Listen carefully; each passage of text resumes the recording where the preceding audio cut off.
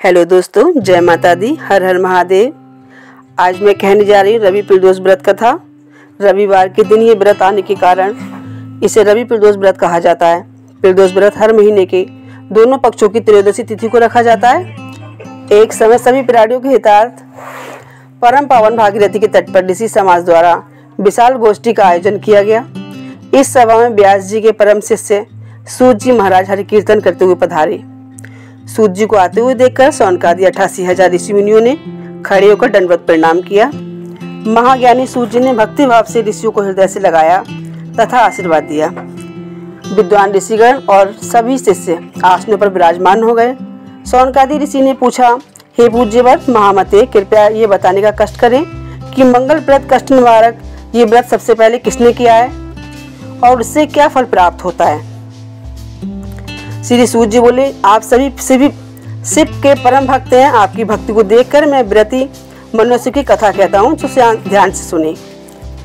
अब मैं रवि प्रदोष व्रत कथा कहने जा रही हूँ। रवि प्रदोष व्रत की कथा के अनुसार एक गांव में अति दीन ब्राह्मण निवास करता था। उसकी साध्वी स्त्री प्रदोष व्रत किया करती थी। उसे एक ही पुत्र रत्न था। एक समय की बात है, वह पुत्र गंगा स्नान करने के लिए गया।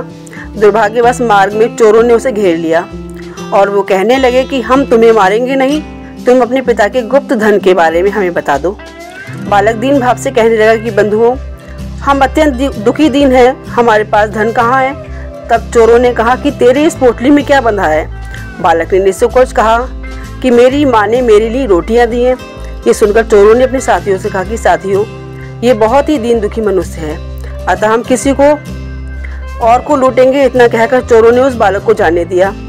बालक वहां से चलते हुए एक नगर में पहुंचा। नगर के पास एक बरगद का पेड़ था।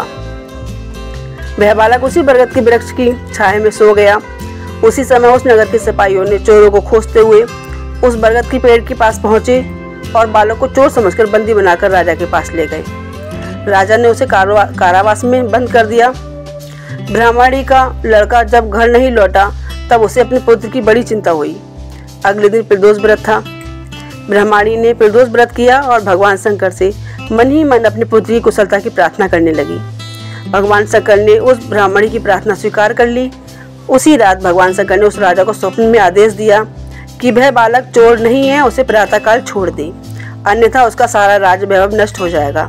प्रातःकाल राजा ने शिव जी की आज्ञा अनुसार उस बालक को कारावास से मुक्त कर दिया। बालक ने अपनी सारी कहानी राजा को सुनाई। राजा वृत्तांत सुनकर राजा ने अपने सिपाहियों को उस बालक के घर भेजा और उसके माता पिता को राज दरबार बुलाया। उसके माता पिता बहुत ही भयभीत थे। राजा ने उन्हें भयभीत देखकर कहा कि आप भयभीत ना हो, आपका बालक निर्दोष है। राजा ने ब्राह्मण को 5 गांव दान में दिए, जिससे कि वे सुखपूर्वक अपना जीवन व्यतीत कर सके। भगवान शिव की कृपा से ब्राह्मण परिवार आनंद से रहने लगा। अतः जो भी मनुष्य रवि प्रदोष व्रत को करता है, वह सारे सुख भोग कर निरोगी होकर अपना पूर्ण जीवन व्यतीत करता है। ऐसे ही उसके घर में खुशहाली बनी रहती है। हर हर महादेव, जय माता दी। अगर आपको मेरी कथा अच्छी लगी हो तो आप मेरे चैनल को सब्सक्राइब करें, लाइक करें, कमेंट बॉक्स में कमेंट करें। जय माता दी, हर हर महादेव।